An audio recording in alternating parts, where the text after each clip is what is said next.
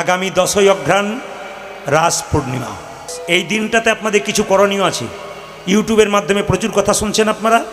আজকে আপনাদের কাছে প্রথম নিবেদন করে গেলাম রাস পূর্ণিমার দিন কি কি করবেন একবারে জেনে নিন। রাস কথার অর্থ কি? রাস পূর্ণিমাতে ভগবান শ্রীকৃষ্ণ ব্রজগোপীদের নিয়ে নৃত্য করেছিলেন, হল্লিস নৃত্য। ওটাকে কি হল্লিসা বলে, কি আবার হল্লিস নৃত্য। সবাই লক্ষ্য করুন, এই রাস লীলার দিনে 10ই অঘ্রাণ সকালবেলা থেকে আপনাদের একটা করে কাজ আছে। সকালবেলায় ঘুম থেকে উঠে আপনারা স্নান করবেন গঙ্গায়। যদি গঙ্গায় স্নান করতে না পারেন নদীতে, যদি নদীতে না পারেন পুকুরে, যদি তাও কারো অসুবিধা থাকে, শরীরের প্রবলেম থাকে, নদীর অসুবিধা থাকে, পুকুরে অসুবিধা থাকে, বাড়িতে বাথরুমে করবেন। কিন্তু স্নান করবেন রাস পূর্ণিমার দিনে কি বলে? হরে কৃষ্ণ কৃষ্ণ কৃষ্ণ হরে হরে, হরে রাম রাম। এই মন্ত্র বলতে বলতে স্নান করবেন।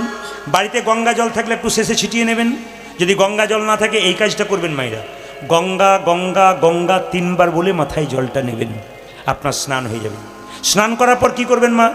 নতুন বস্ত্র পরবেন। যদি নতুন বস্ত্র না থাকে ধোয়া কাপড় পরবেন। খুব ভালো করে শুনে নিন, দাদা ভাইয়েরাও শুনে নিন। এক একটা দিনে এক একটা কাজ আছে। কিন্তু কীর্তন শুনতে এসছেন, আমি আগে বললাম কি নিয়ে যাবেন। আপনি এক কাজ করুন, সকালবেলায় স্নান করে শুদ্ধ পোশাক পরে আপনি ভগবান কৃষ্ণের যে মূর্তি আছে বা ছবি আছে তাকে গঙ্গা জল দিয়ে বা দুধ দিয়ে স্নান করান। স্নান করানোর পর কী করবেন মায়েরা? নিজের হাতে একটা ফুলের মালা গাঁথবেন। যদি না পারেন বাজার থেকে কিনে নিয়ে যাবেন। ওটাতে একটু গঙ্গা জল ছিটিয়ে দেবেন। কে কোন হাতে দিয়েছে বলা মুশকিল। ওই ফুলটার মালাটা আপনি পরিয়ে দেবেন। মায়েরা, ভগবান সবচাইতে খেতে ভালোবাসে কি বলুন তো? ভগবান কি খেতে পছন্দ করে মায়েরা? দুধের জিনিস খেতে পছন্দ করে। যদি দুধের জিনিস দিতে পারেন তাহলে দুধের পায়েস দেবেন, পারলে দুধের পিঠে দেবেন রাস পূর্ণিমার দিনে। তা আপনাদের কাছে নিবেদন রইল, সেই দিন আপনি কৃষ্ণের অষ্টোত্তর শতনাম পাঠ করবেন। রাস পূর্ণিমার দিনে একবার কৃষ্ণ নাম করলে 1000 গুণ লাভ করবেন ফল। অন্য দিন একবার কৃষ্ণ নাম করলে যেমন আপনি ফল লাভ করেন, রাস পূর্ণিমার দিনে যত কৃষ্ণ নাম করবেন তার দ্বিগুণ দ্বিগুণ দ্বিগুণ দ্বিগুণ আপনি ফল লাভ করবেন এবং লাভ হবে আপনার সেই দিন। এই জন্য আপনাদের কাছে নিবেদন রইল, রাস পূর্ণিমার দিনে আপনারা কীর্তন যত করতে পারবেন তত লাভ আছে। এইবার বলে দিই, রাস পূর্ণিমার দিনে কতগুলো নিয়ম আছে বলে দিই। যেমন রাস পূর্ণিমার সময় আকাশে চাঁদ উঠেছিল। আপনারা রাত্রিবেলায় যেখানে আকাশে চাঁদের আলো পড়ছে উঠোনে, ওখানে পায়েস তৈরি করে, ক্ষীর তৈরি করে একটা পাত্রে রেখে দেবেন। চাঁদের আশীর্বাদ পাবেন। শাস্ত্র বলছে, বিজ্ঞান বলছে, আয়ুর্বেদ বলছে, চাঁদের আলো যে খাবারের ওপরে পড়ে সেই খাবার আরও শুদ্ধ হয়ে যায়, আরও বীজাণুমুক্ত হয়ে যায়। এই জন্য আয়ুর্বেদ চিকিৎসক যারা জড়িবুটিগুলো দেখবেন রাস পূর্ণিমার দিনে উঠোনে জড়িবুটিগুলোকে দিয়ে দেয়। কেন? চাঁদের আলো পড়লে ও শুদ্ধতা কিন্তু দিনের পর দিন আরও সুন্দর হয়ে যায়। এই জন্য সেই প্রসাদটা বাড়িতে সবাইকে খাওয়াবেন। আপনি চাঁদের কৃপা পাবেন, আপনি গোবিন্দের কৃপা পাবেন। এইবার বলি, বাড়িতে স্বামী স্ত্রীতে অশান্তি থাকতে পারে। জ্যোতির্বিদ বলল, জ্যোতিষশাস্ত্র বলল, বাড়িতে স্বামী স্ত্রীতে অশান্তি হতে পারে, বাড়িতে কারো সঙ্গে কারো অশান্তি হতে পারে। এই অশান্তি থাকবে না, একটা কাজ সেদিন করা যেতে পারে। কে বলল? জ্যোতির্বিদ্যা বলল। কি বলল? দেখবেন কাউকে কেউ ভালোবাসে কিংবা শ্রদ্ধার সঙ্গে দেখবেন একটা ফুল দেয়। ওই ফুলটার নাম কি? গোলাপ ফুল। গোলাপ ফুল কিন্তু ভালোবাসার প্রতীক। এই জন্য রাস পূর্ণিমার দিনে ভগবান ব্রজগোপীদের সঙ্গে ভালোবাসার একটা সুন্দর পরিবেশ তৈরি করেছিলেন। ওই দিন যদি আপনি গোলাপ ফুল ভগবানকে নিবেদন করেন এবং নিবেদন করার পর কোনো স্ত্রী যদি ভক্তি করে বলতে পারে, আমি যেমন গোলাপ ফুল দিয়ে গোবিন্দ তোমার সঙ্গে ভালোবাসার সম্পর্ক তৈরি করলাম, আমাদের স্বামী স্ত্রীতে ভালোবাসার সম্পর্ক যেন এই গোলাপ ফুলের মতো পবিত্র হয়, আপনি প্রার্থনা করবেন সেই দিন। এটা কিন্তু জ্যোতির্বিদ বলল, আয়ুর্বেদ শাস্ত্র নয়, জ্যোতিষশাস্ত্র বলল। যদি কেউ করতে পারেন ওই দিনটাতে বিরাট লাভ আছে কিন্তু। এই জন্যে আপনারা রাস পূর্ণিমার দিন পালন করবেন। সবাই বলুন ভগবান শ্রীকৃষ্ণ কি। বা আর রাস পূর্ণিমার দিনে ভগবান মন্দিরে থাকে না কেন? যে উৎসবের পেছনে যাত্রা লেখা থাকে সে উৎসবে ভগবান বাইরে থাকেন, ভেতরে থাকে না। রাস যাত্রা ভগবান মন্দিরে থাকে, বাইরে বেরিয়ে আসে ব্রজগোপীদের সঙ্গে নৃত্য করবার জন্যে। যেমন ঝুলন যাত্রা ভগবান কোথায় আসে? মন্দির থেকে বেরিয়ে আসে। রথযাত্রা ভগবান মন্দিরে থাকে, জগন্নাথ সেদিন বেরিয়ে আসে। এই জন্য সেই দিনগুলো পালন করবেন। তুলসী মন্দিরে সেই দিন মাথায় রাখবেন মায়েরা, রাস পূর্ণিমার দিনে তুলসী মন্দিরে এমনিতে 4 বার পরিক্রমা করবেন, কিন্তু ওই দিন 7 বার পরিক্রমা করবেন। খুব মাথায় রাখবেন, তুলসী মন্দিরে ওই দিন 7 বার পরিক্রমা করবেন। এবং তুলসী পাতা রাস পূর্ণিমার দিনে তুলবেন না। যদি প্রয়োজন হয় আগের দিনে তুলবেন, কিন্তু রাস পূর্ণিমার দিনে কেউ তুলসী পাতা তুলবেন না। এবার মাথায় রাখবেন মায়েরা, তুলসী পাতা ভগবানের চরণে দেবেন সেই দিন। তো তো কার কার চরণে তুলসী পাতা দিতে হয়, কার কার চরণে দিতে নাই। নিত্যানন্দ, অদ্বৈত, শ্রীবাস, গদাধর, পঞ্চতত্ত্ব এদেরকে আপনি তুলসী পাতা দেবেন, কিন্তু কাকে দেবেন? মহাপ্রভুর চরণে দেবেন, নিত্যানন্দের চরণে দেবেন, অদ্বৈতের চরণে দেবেন। কিন্তু আপনি শ্রীবাস এবং গদাধর দুজনকে কিন্তু দেবেন না। একজন রাধা তত্ত্ব, একজন শক্তি তত্ত্ব, এদেরকে কিন্তু কোনো মতেই দেবেন না। এইবার বলে রাখি মায়েরা, রাস পূর্ণিমার দিনের শেষ কাজ আপনার কি? ভগবানকে ফুল দিয়ে পুজো করার পর আপনি দীপ দেবেন। কিসের দেবেন? তিলের প্রদীপ কিংবা ঘিয়ের প্রদীপ। ভগবানের চরণে ডান দিক থেকে 4 বার, ভগবানের নাভিতে 2 বার, ভগবানের মুখমণ্ডলে 3 বার। কি বললাম? দীপটা কবার দেখাবেন বলুন? ভগবানের চরণে কবার? জোরে বলুন। 4 বার। নাভিতে কবার? মুখমণ্ডলে কবার? ইশারা করে দিচ্ছি। গোটা শরীরে ভগবানের চারিদিকে ঘুরে প্রদক্ষিণ করে কবার? 7 বার।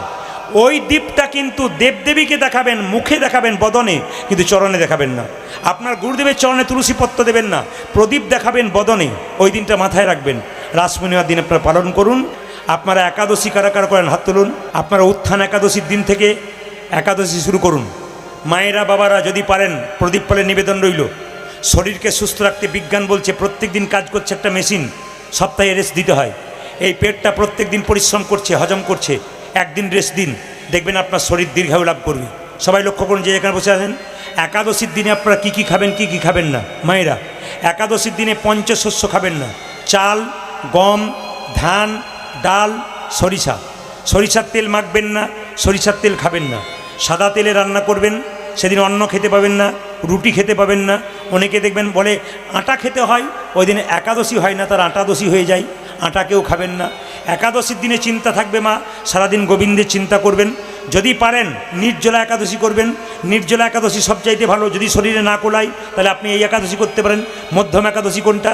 না, যদি আপনি সেদিন ফলমূল খেতে পারেন, একটু দুধ খেতে পারেন, একটু আপনি ঘি দিয়ে সবজি তৈরি করতে পারেন। লবণ দেবেন, কিন্তু সন্দক লবণ দেবেন, এমনি লবণ দেবেন না। একাদশীর আগের দিনে, মানে ধরুন কালকে একাদশী, আজকে কিন্তু আপনাকে ব্রাশ করে নিতে হবে, কারণ পেস্টের মধ্যে লবণ থাকে। সেই লবণযুক্ত পেস্ট আপনার কিন্তু একাদশী ভেঙে দেয়। এবং জিভ ঝুলে নিতে হয় রাত্রিবেলায়, পরের দিন জিভ ঝুলতে নাই আর দাঁতন করতে নেই। কেন বলুন তো? জিভ ঝুলতে গিয়ে রক্ত বেরিয়ে গেলে আপনার একাদশী হবে না। একাদশী দিনে সবজি কাটবেন, কিন্তু আঙুল কেটে গেলে আপনার একাদশী হবে না। রক্ত বেরিয়ে গেলে একাদশী হয় না। ওই জন্য একাদশীর দিনে কী করবেন মা? বিছানায় শোবেন না, একটা কম্বল পাতবেন, শুদ্ধ বস্ত্র পরবেন, সেদিন শুদ্ধ চিন্তা করবেন। একাদশী মানে শুধু না খাওয়া নয়, একাদশী মানে সেদিন শর্ত, ভালো কথা বলবো, খারাপ কথা বলবো না, ভালো জিনিস দেখব, খারাপ জিনিস দেখব না। একাদশী করলে আপনার দেহ মন শুদ্ধ থাকবে, আপনার শরীর রেস্ট হবে। বলছে একাদশী করলে সমস্ত তীর্থের ফল সেখানে লাভ করা যায়। একাদশীটি কে মা? ছেলে না মেয়ে? জোরে বলুন। একাদশী মেয়ে না ছেলে? একাদশী মেয়ে। তাই আপনাদের কাছে নিবেদন রইল, একাদশীকে কেউ যদি আশ্রয় করতে পারে তার জীবন সফল হয়। যদি বাড়িতে স্বামী না করতে পারে, স্ত্রী করবেন। আপনি করলে উনি পেয়ে যাবেন, আস্তে আস্তে উনিও ধরবেন। বাড়ির সবাই যদি করতে পারেন খুব ভালো। একাদশীর দিনে একদিন আমি মালদা জেলায় গিয়েছিলাম, যার বাড়িতে একাদশী হচ্ছে, বলছে বাবা আজকে একাদশী হবে? বলে হ্যাঁ হবে। উনি আমাকে কি দিয়েছেন? দুধের পায়েস, দুধের পিঠে, 4 রকমের সবজি, অনেক রকমের ফলমূল দিয়েছে। আমি বললাম বাবা রে, এরকম একাদশী যদি হয় তাহলে তোমার সারা জীবন করে বেড়াবো, কোনো দিন বাদ দেবো না। একাদশী দিনে বেশি খাওয়া চলবে না। তার মানে শুনে রাখুন, অনেকে ডায়েটিং করে না। কিরে তো শরীরটা ছিমছিম হলো কেন? ডায়েট করছি, ডায়েট কন্ট্রোল, কি ইংরাজি ভাষায় বলে আমাদের। কিন্তু ভাগবত তার আগেই বলে দিয়েছে ডাক্তার দেখাতে হবে না, ডায়েট করা যাবে। কিসে ডায়েট করা যাবে? এই পেটটাকে যদি 4 ভাগ করা যায়, তা 3 ভাগ খাবার খাবেন, খুব মাথায় রাখবেন। 3 ভাগ খাবার, না না, এই পেটটা যদি 4 ভাগ করা যায়, 2 ভাগ খাবার খাবেন, অর্ধেক, আর অর্ধেক জল খাবেন, অর্ধেকটা ফাঁকা রাখবেন। সেই শরীরে জীবনে রোগ হবে না। যত রোগ আসে কোনখান থেকে? এই জায়গা থেকে। যত আপনি উল্টো পাল্টা খাবেন, এইখান থেকে তৈরি হবে 1000 রকমের রোগ। ওই জন্য আপনাদের কাছে নিবেদন রইল, যদি নিরামিষ খেতে পারেন সবচাইতে ভালো। নিরামিষ খাওয়া মানুষরা দীর্ঘদিন লাভ করে, জীবন লাভ করে। অনেকে বলে নিরামিষ খেলে দুর্বল হয়ে যায়। আমাদের যিনি বিখ্যাত ক্রিকেটার আছেন বিরাট কোহলি, নাম শুনেছেন, দেখলেন সেই দিন সচিন টেন্ডুলকরের ওপরে গেলেন তিনি, হ্যাঁ, বিশ্ব চ্যাম্পিয়ন হয়ে গেলেন। তার জীবনীটা ঘাটুন। তার স্ত্রীর নাম অনুষ্কা, দুজনে নিরামিষ খায়। এই কম বয়স থেকে নিরামিষ খাচ্ছে দুজনে। এত হাতের জোর, অন্য লোক 6 মারতে পারছে না, 6-এর পর 6 মারছে। আমাদের যিনি ক্যাপ্টেন, তার নাম হচ্ছে রোহিত শর্মা। খবর নেবেন আপনারা, রোহিত শর্মা নিরামিষ খায়। আপনি বড় বড় অ্যাপেলো চেন্নাইয়ে ডাক্তার দেখাতে যান, একবার অ্যাপেলো চেন্নাইয়ে ডাক্তার দেখাতে যান, দেখবেন বড় বড় ডাক্তাররা কেউ আমিষ খায় না, সব নিরামিষ খায়। তারা জানে আমিষ হলো রোগের ঘর, নিরামিষ হলো সুন্দর ঘর। আমি ওখানে গিয়েছিলাম চেন্নাই, তো বলছে বাঙালি খালি ভুরি ভুরি ভোজন করছে আর এখানে সে চিকিৎসা করাচ্ছে। আরে বাবা, এই জায়গাটা ঠিক রাখুন। ওখানকার ডাক্তাররা বারবার বলে, ওখানকার ডাক্তাররা যে নিয়মগুলো পালন করে ওনাদের কাছে শিখতে হবে। ওনাদের টেবিলের মধ্যে কৃষ্ণের ছবি পাওয়া যায়, যারা খ্রিস্টান ডাক্তার তাদের যীশু খ্রিস্টের ছবি পাওয়া যায়। আপনাদের কাছে নিবেদন রইল, আপনারা সকলে মিলে নিরামিষ সেবা করবেন, সুস্থ থাকবেন যদি পারেন। যদি না পারেন তো সপ্তাহে 2-3 দিন, বিশেষ করে বৃহস্পতিবার দিন, শনিবার দিন খুব মাথায় রাখবেন বাড়িতে যেন নিরামিষ হয়। অমাবস্যার দিন, পূর্ণিমার দিন বাড়িতে নিরামিষ হয়। একাদশীর দিন যদি কেউ একাদশী পালন না করতে পারেন সেদিন আপনারা কি করবেন? নিরামিষ খাবেন। উত্থান একাদশী থেকে অনেকে শুরু করবেন একাদশী করবার। জোরে বলুন, একাদশী মাহাত্ম্য কি? একাদশী মাহাত্ম্য কি? একাদশী মাহাত্ম্য কি? ভক্তিমতী মায়েরা শুধু বৃন্দাবনপুরে নয়, যত জায়গায় যায় মায়েদের সংখ্যা বেশি, বাবাদের সংখ্যা থাকে প্রচুর কিন্তু কিছুটা কম। আপনাদের আসলে তাই দেখলাম। কিন্তু ভক্তিবতী মায়েরা মনে রাখবেন, সবার তো আর টাকা থাকে না তীর্থস্থানে যাবার জন্যে। অনেকের টাকা থাকে কিন্তু সময় থাকে না। আপনাদের কাছে আমার নিবেদন রইল, তীর্থ যেতে পারলেন না, তীর্থের ফল ঘরেই পাবেন। একটা কাজ করলে খবর রাখবেন আপনার পাড়াতে বা আপনার গ্রামে কেউ তীর্থে গিয়েছিল কিনা। যদি কোনো বয়স্ক ব্যক্তি তীর্থে গিয়েছিল তার বাড়ি একবার যাবেন, যেতে হয় নিয়ম। তাকে গিয়ে একটু প্রণাম করবেন। তীর্থের চরণধুলি, তীর্থের যে ধুলি তার চরণে লেগে আছে, তীর্থের যে আশীর্বাদ তার মাথায় আছে, তার কাছে যাবেন, আপনি কিছুটা আশীর্বাদ ওখান থেকে পেয়ে যাবেন প্রণাম করলে। মায়েরা আপনার বান্ধবী গেছে, গিয়ে একটু আলিঙ্গন করলেন, পেয়ে যাবেন আপনি। দাদা ভাইয়েরা আপনার বন্ধু তীর্থস্থানে গেছে, খবর পেয়েছেন, কিরে কবে এলি, একবার আলিঙ্গন করি, পেয়ে যাবেন কিছু। ছোট বাচ্চা তার মায়ের সঙ্গে তীর্থস্থানে গেছে, আপনি তাকে একটু কোলে নিলেন, আদর করলেন, আপনি কিছু পেয়ে যাবেন। যদি কোনো বয়স্ক ব্যক্তি যায় প্রণাম করতে হয়, তীর্থস্থান থেকে ফিরে এলে দুরিকা দেবীকে তার স্বামী কৃষ্ণমণ্ডল বলছে, কই গো দুরিকা? দুরিকা পতিব্রতা নারী ছিল, কী করলো মা? গলায় কাপড়টা দিয়ে তাড়াতাড়ি বললো, স্বামী এসেছো, দেখি দেখি তোমার পাগুলো আগে ধুইয়ে দিই। পা ধুইয়ে দিয়ে প্রণাম করলো, বাড়ি নিয়ে গেল। অপরাধ নেবেন না, সতী নারী যারা হয় স্বামীর পা ছুঁয়ে প্রণাম করে। একটু হাত তুলে বলবেন, এখানে মায়েরা এতজন কীর্তন শুনতে এসছেন, কারা কারা সকালবেলায় স্বামীর পা ছুঁয়ে প্রণাম করেন? হাত তুলে বলুন। যাক, এখানে তুলেছেন 2-1জন। তারপর দেখলো আমাদের পাড়া থেকে কেউ তুলে নেয়, হাত নামিয়ে দিয়েছে। আর দাদারা মনে মনে ভাবছে, যাক এতদিন পরে আপনি আমাদের হইয়ে বললেন, কেউ বলে না। না না, একটা কথা বলি মায়েরা, পরশু তারিখ আমি গাইছিলাম মেদিনীপুরে, তো এই কথাটি বলেছি। একটি মেয়ে সামনে উঠে এসে বলল, প্রদীপবাবু কিছু মনে করবেন না, আমার আসলে আপনার আমি খুব ভক্ত, খেতে শুতে রাত্রিবেলায় ঘুম হয় না যদি আপনার গানটা না শুনি, কিন্তু সব আপনার ভালো মেনে নিলাম, একটা কথা রাখতে পারলাম না, স্বামীকে প্রণাম করতে পারবো না। বললাম, তোমার কিসের অভিমান? বলছে, জানেন আপনি আমার বাবার কান মূলে 10 লাখ টাকা নিয়েছে, প্রণাম আমি করবো না, পয়সা নেওয়ার জন্য। না না, আমি আপনাদেরকে বলবো, মা জগদ্ধাত্রীর আশীর্বাদ আপনারা পেয়েছেন। কালকে সকালবেলায়, আজকে কীর্তন শুনে হরিকথা শুনে মন পবিত্র হবে, বছরে যা করবেন করবেন, কালকে সকালবেলা একবার স্বামীকে প্রণাম করবেন। দাদা ভাইরা পাগুলো একটু ধুয়ে মুছে শোবেন, আপনাদের কাল সকালে প্রণাম হবে, একটু ধুয়ে মুছে শোবেন। না না, একটু প্রণাম করতে হয়। মায়েরা, স্বামীর সঙ্গে আপনার কি কি সম্পর্ক বললে চমকে যাবেন। হ্যাঁ না কিছু বলবেন। আপনার স্বামী আপনার গুরু, জোরে বলুন। হ্যাঁ না না জোরে বলুন। এখানে তো হ্যাঁ বলছেন, ওদের মনগুলো খুব খারাপ।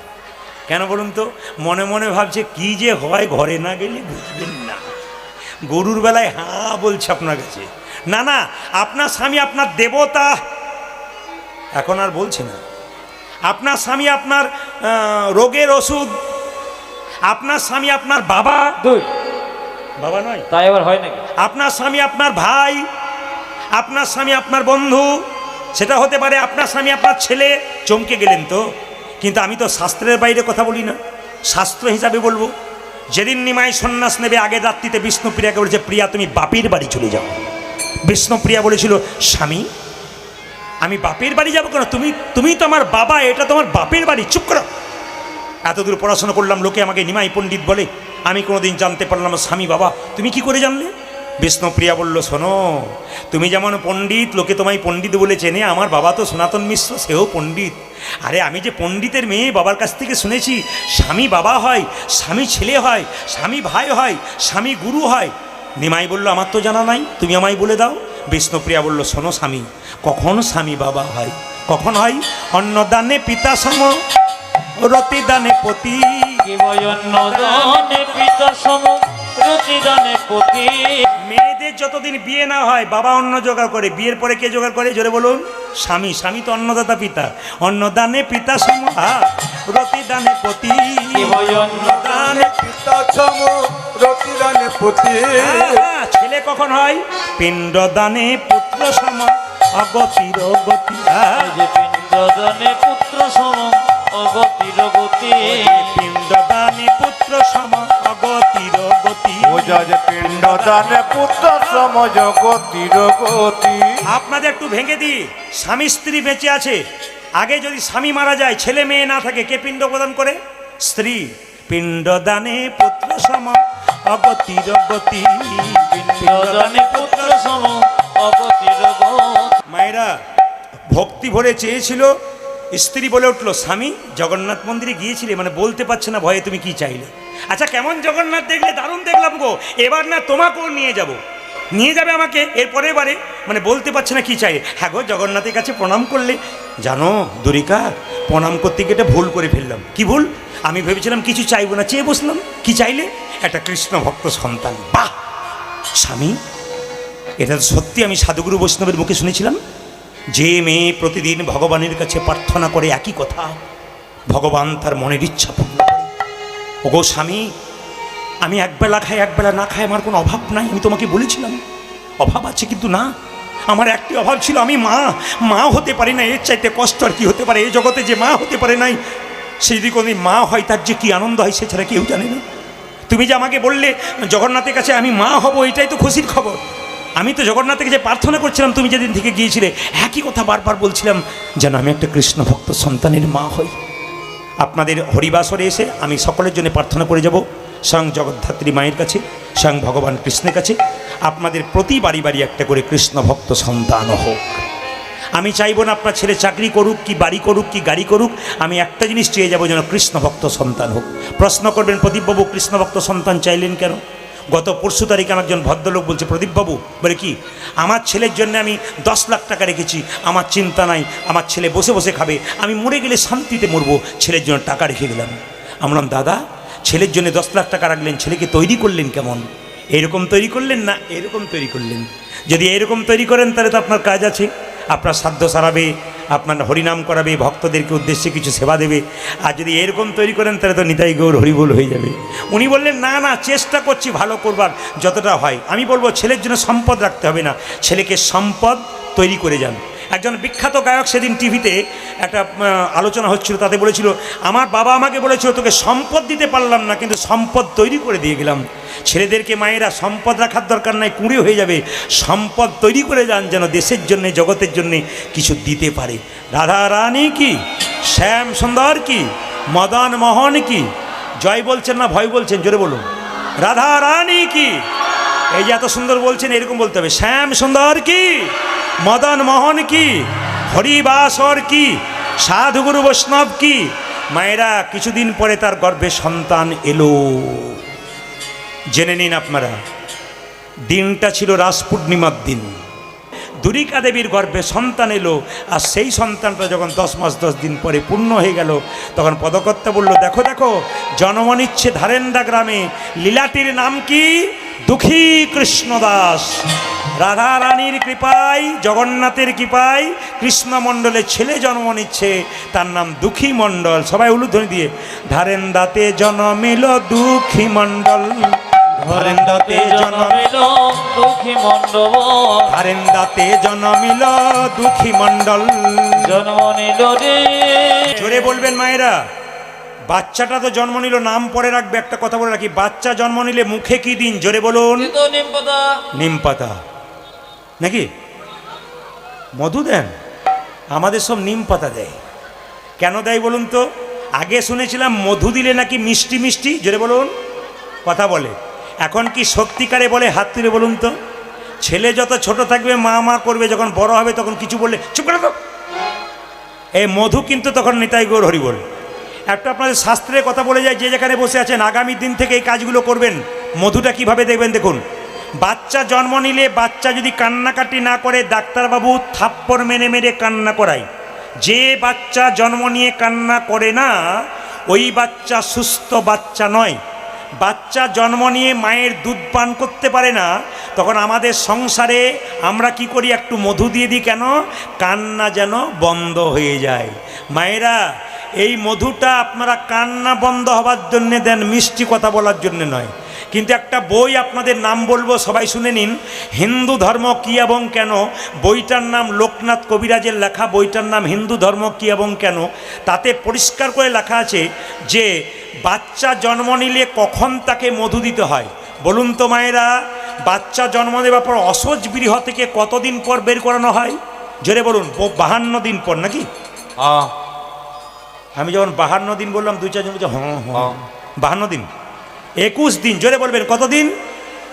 21 দিন পর বাচ্চাকে গৃহ থেকে বের করে স্নান করিয়ে মন্দিরে শুইয়ে দিয়ে কেউ যদি মুখে মধু দিয়ে ভগবানের কাছে প্রার্থনা করতে পারে, হে প্রভু আমার ছেলে যেন মিষ্টি মিষ্টি কথা বলে, আমি আপনাদের এখানে গ্যারান্টি দিয়ে গেলাম, আগামীতে যদি আপনার বাচ্চা জন্ম নেবার পর 21 দিন পর শাস্ত্র অনুযায়ী যদি কেউ মুখে মধু দিতে পারে, তার বাচ্চা নাকি মিষ্টি মিষ্টি কথা বলে। এটা কোন বইতে বলল? হিন্দু ধর্ম কী এবং কেন, গভীর গৃহসূত্রকার মতে বলল। আর একটা মত বলল যে অন্নপ্রাশনের দিন যখন আপনারা পরমান্ন দেবেন, তখন কিন্তু পরমান্ন দেবার আগে কেউ যদি মধু দিয়ে ভগবানের কাছে প্রার্থনা করতে পারে, প্রভু আমি মধু দিলাম কেন, আমার ছেলে যেন মিষ্টি মিষ্টি কথা বলতে পারে, আপনার ছেলে মিষ্টি কথা বলবে। আগামী দিনে এই নিয়মগুলো পালন করুন, দেখুন আপনার কাজ হবে। তবে যখন বাচ্চা কাঁদবে, তখন এই মধু দেবার আগে কি করবেন?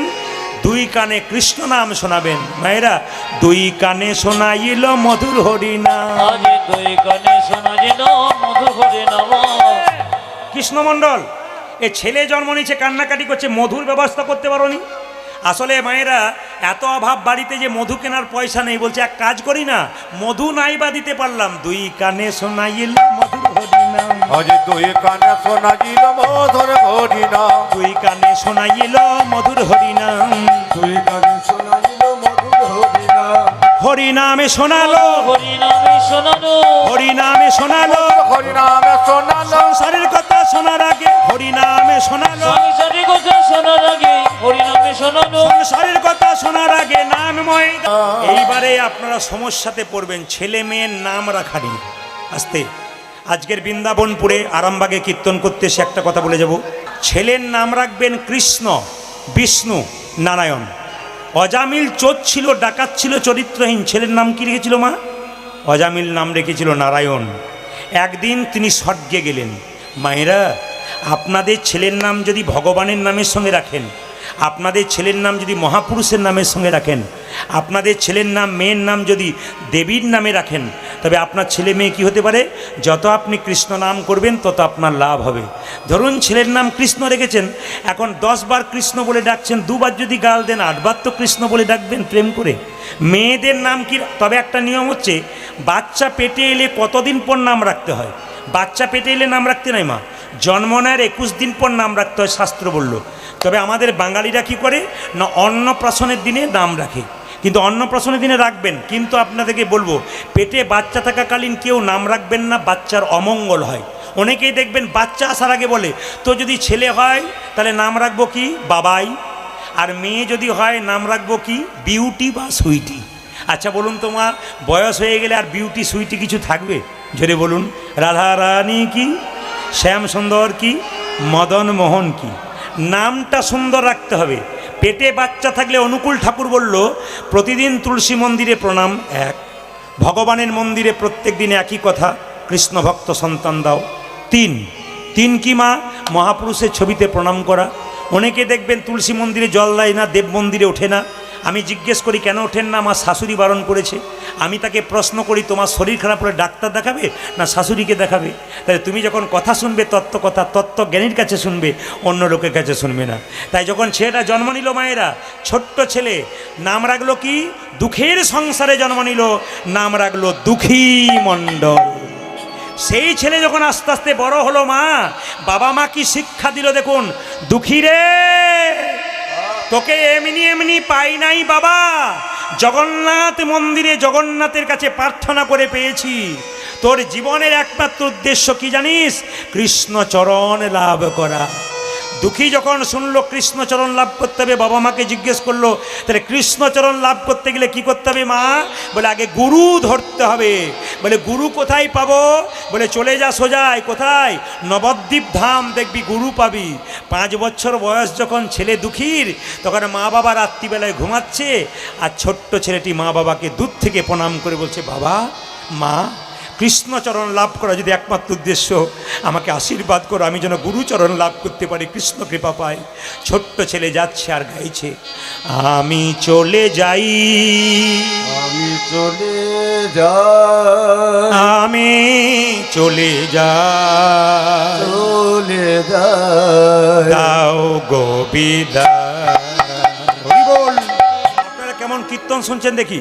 দুঃখী কত বছর বয়সে ঘর থেকে বেরোলো জোরে বলুন, একটু জোরে বলুন। 5 বছর, ছোট্ট 5 বছরের ছেলেটা নবদ্বীপের পথ দিয়ে যাচ্ছে, যাকে জিজ্ঞেস করছে দেখছে তাকে, ও দাদু, ও দাদু, বলে নবদ্বীপ কত দূরে গো? একজন বৃদ্ধ লোক বলল, এই ছেলে ভিখারির ছেলে কোথাকার, ভিক্ষা নিবি, ভিক্ষা নে, আবার নবদ্বীপ নবদ্বীপ করছিস কেন? ছোট্ট দুঃখী বলল, তুমি ঠিকই বলেছো গো দাদু, আমি ভিখারির ছেলে, তবে আমি টাকা পয়সার ভিখারি নই। আমি কিসের ভিখারি জানো?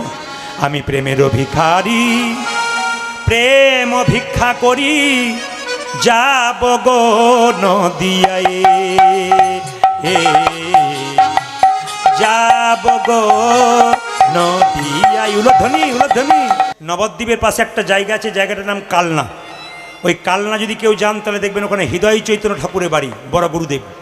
ওখানে নিত্যানন্দ প্রভুর শ্বশুর বাড়ি, নিতাই চাঁদের শ্বশুর বাড়ি হলো কালনা। সেই কালনাতে গিয়ে ছোট্ট 5 বছর ছেলেটা গুরুদেবের দরজায় চিৎকার করছে, হৃদয় চৈতন্য ঠাকুর কি? হৃদয় চৈতন্য বেরিয়ে এসে বলল, কি নাম তোর? আমার নাম দুঃখী। বাহ, কি নাম রেখেছে রে? আমার বাবা। দুঃখী নামটা কেন হলো? সবাই বলল পাড়া প্রতিবেশী দুঃখের সংসারে জন্মগ্রহণ করেছি, ওই জন্য দুঃখী। হ্যাঁ রে, কী জন্য এসেছিস? দীক্ষা নেব। ও মায়েরা, যেই না বলেছে দীক্ষা নেব, হৃদয় চৈতন্য বলল, আগে জানিস দীক্ষা মানে কি? ছোট্ট ছেলে বলল, জানি না, জানবো বলেই তো তোমার কাছে এলাম। সমস্ত মায়েরা বাবারা জেনে নিন দীক্ষা মানে কি। যারা দীক্ষা নিয়েছেন, গুরুমন্ত্র নিয়েছেন, শুধু নিলে হবে না। আজকে হৃদয় চৈতন্য ঠাকুর পরম গুরুদেব কি বললেন দেখুন। তিনি বললেন দীক্ষা মানে দিয়ে খা। যতজন কীর্তন শুনতে এসছেন, কারা কারা দীক্ষা নিয়েছেন হাত তুলবেন। বাহ, খুশি আমি বৃন্দাবনপুরে এসে, নামান হাত। দীক্ষা নিয়েছেন সার্থক কখন বলুন তো? স্নান করার পর গোবিন্দকে তুলসী পত্র বাতাসা দেওয়ার পর যদি কেউ সেবা করে, তবে তার দীক্ষা নেওয়া সার্থক। আর যদি আপনি স্নান না করে নিজে খেয়ে নেন, তারপর আপনি গোবিন্দকে দেবেন, তারপর আবার খাবেন, আপনার দীক্ষা নেওয়া সার্থকতা নাই। হাজার কাজ করে যদি শরীর খারাপ থাকে, একটু মাথায় গঙ্গা জল ঠেকিয়ে শুভ্র পোশাক পরে আপনারা গোবিন্দকে দেবেন তুলসীপত্র বাতাসা, তারপর খাবেন। দাদা ভাইরা যারা ব্যবসা বাণিজ্য করেন বলতেই পারেন, আমাদের সকালে চাপ থাকে, শীতের দিনে স্নান করতে পারবো না। আপনারা না পারুন, সকালবেলায় ঘুম থেকে উঠে ভগবানকে স্মরণ করে তার আশীর্বাদ নিয়ে ঘর থেকে বেরোতে হয়। ওই জন্য একটা ধুতি পরে, শুভ্র পোশাক পরে, একটু মাথায় কপালে একটু তিলক টিলক নেওয়ার পর, আপনি তিলক নেবার দরকার নেই, আমার মতো তুলসী মন্দিরে একটু জল দেবেন, সেই জলটা দেওয়ার পর সেই মাটিটা তিলক করে নেবেন। যদি কেউ তিলক না করতে পারেন তাহলে জল তিলক করতে পারেন। যদি কারো মনে হয়, আমাদের হিন্দুদের সবচেয়ে লজ্জার ব্যাপার, আমি যদি তিলক করি আপনি যদি না করেন তাহলে আপনি আমার পেছনে লেগে যাবেন। যেমন আমার পাড়াতে একজন বাস করে, একজন মহিলা, 25 বছর বয়স, তা একটা বাচ্চা ছেলে আছে, ও নিরামিষ খায়, ও নিরামিষ খায়, ওর বাবার বংশ থেকে সব কৃষ্ণ ভক্ত, ও নিরামিষ খায়, তিলক নেওয়া অভ্যাস আছে। তো তিলক যখন নিতে শুরু করেছে, পাড়ার 5টা মেয়ে বলা বলি করছে পুকুর ঘাটে, দিদি হারানের বইয়ের কি ঢং, দিদি এমন মালা তিলক করছে, ভগবান বোধহয় আগে চলে আসবে। না না, এইটাই তো আমাদের সবচাইতে লজ্জার ব্যাপার। অন্যান্য ধর্মের মানুষ ধর্ম করলে লোক পেছনে পেছনে বলে করে যা তুই।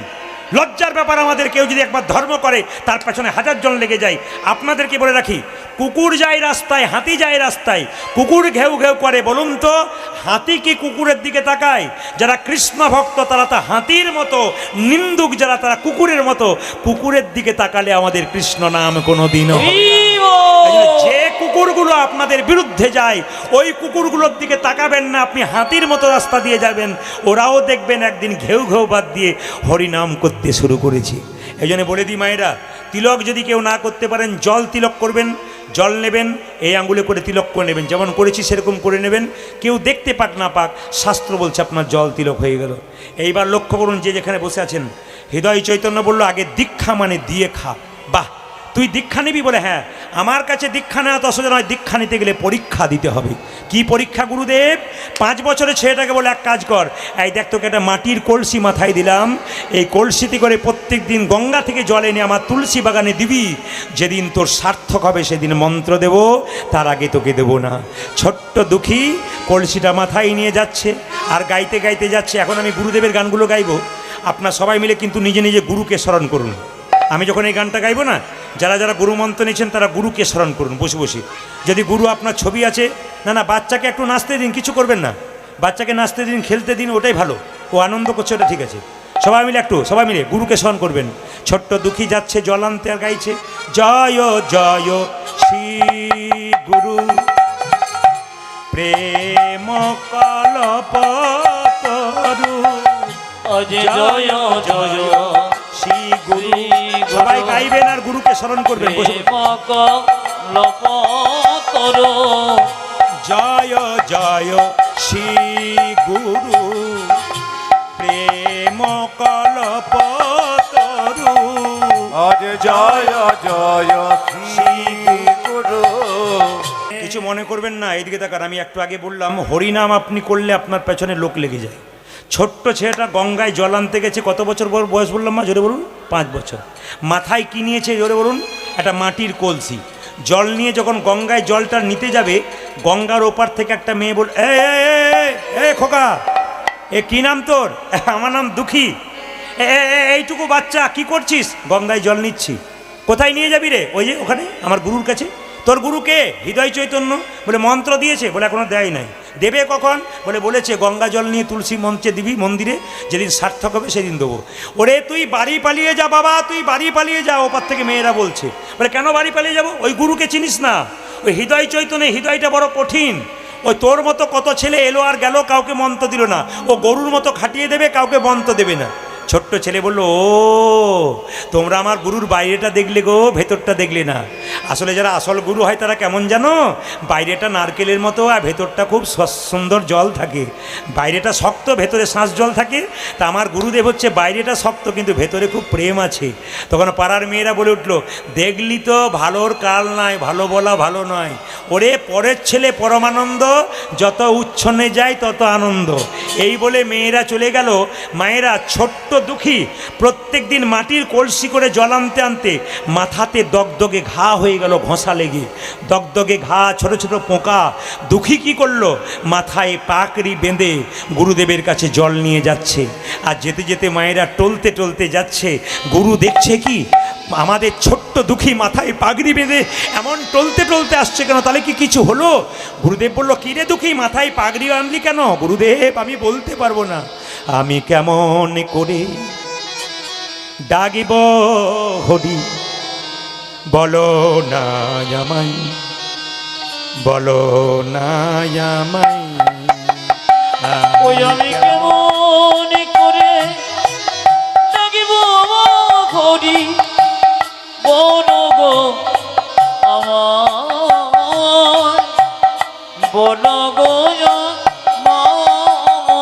আমি কেমন করে বাসবো ভালো, বলো না আমায়।